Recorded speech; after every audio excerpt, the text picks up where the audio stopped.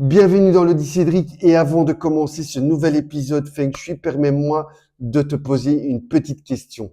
As-tu déjà ressenti ce besoin profond de te retrouver, de te ressourcer ou encore de ralentir, de te retrouver dans un espace de calme intérieur, comme s'il y avait un gardien invisible qui veillait sur toi?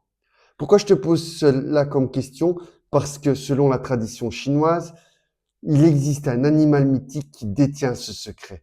Il détient aussi le pouvoir de transformer ton lieu de vie en havre de paix et surtout en un sanctuaire de ressourcement. Donc reste jusqu'à la fin de la vidéo, tu vas découvrir cet animal. Il n'est pas spectaculaire, c'est peut-être pas l'animal auquel on croit, mais franchement, il est d'une puissance énorme. C'est pour ça que je te le partage aujourd'hui. Ici, si cette vidéo te parle, ou mets-moi un petit commentaire. Mets-moi déjà aussi un petit commentaire si jamais tu as trouvé la réponse de quel était cet animal. Mets-moi un like, partage, mais aussi aide-moi à atteindre déjà mes 100 premiers abonnés en cliquant sur la cloche.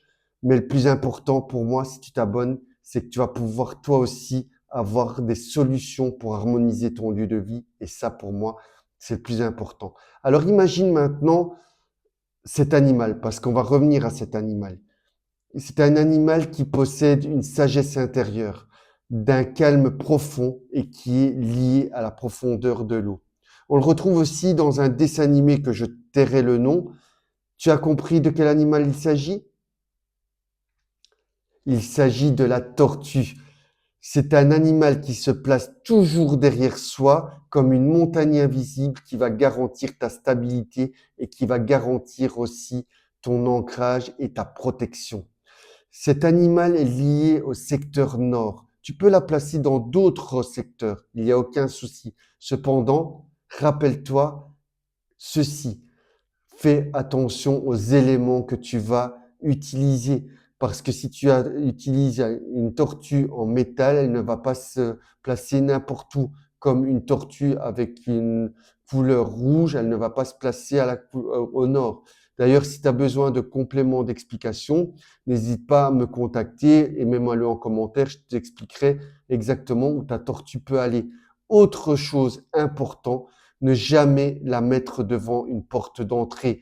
Aussi, une erreur que beaucoup de gens commettent, c'est de mettre sa tête face à l'extérieur. C'est toujours vers l'intérieur de la maison. Ça, ce sont des clés vraiment importantes et indispensables pour activer sa puissance. Et aussi, à l'extérieur, on retrouve cette tortue toujours derrière la maison. Elle va être représentée soit par des haies, soit par des murs ou encore par des clôtures. Tu peux aussi mettre une tortue en pierre qui regarde vers ta maison, jamais vers l'extérieur, parce que sinon tu vas inverser la protection. Et je suppose que ce n'est pas ça que tu veux. Autre petit truc et astuce, maintenant si tu fais du télétravail ou encore que tu travailles en collectivité, tu peux toujours placer dans ton bureau une tortue derrière toi, regardant vers le centre du bureau. Ça va te permettre de te protéger, de te prémunir contre les énergies négatives et aussi de pouvoir mieux te concentrer et d'avoir une meilleure clarté mentale. Ce n'est que du bénéfice. Cette vidéo t'a parlé, mets-moi un petit like, commente et maintenant je t'invite à passer à l'action en plaçant ta tortue. Et encore une fois, si tu as besoin de compléments d'explication, je suis là pour toi. Donc mets-moi-le en commentaire et je t'y réponds très vite. Et je te dis à très bientôt. Clique sur la cloche pour rien manquer des nouveaux épisodes. Ils sont là tous les mercredis pour toi. D'ailleurs, je t'invite aussi à aller regarder la playlist sur les premiers épisodes que j'ai tournés. Moi, je te dis bye bye et à très bientôt. Salut, salut!